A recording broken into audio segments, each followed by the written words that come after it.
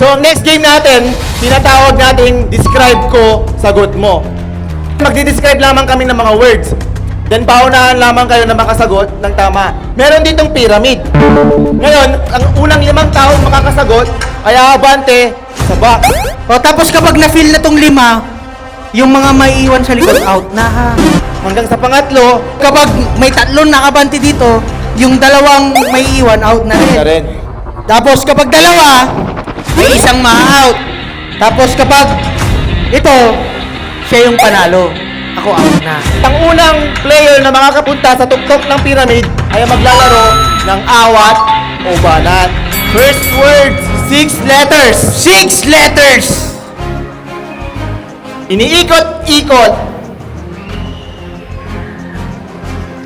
Tinatali.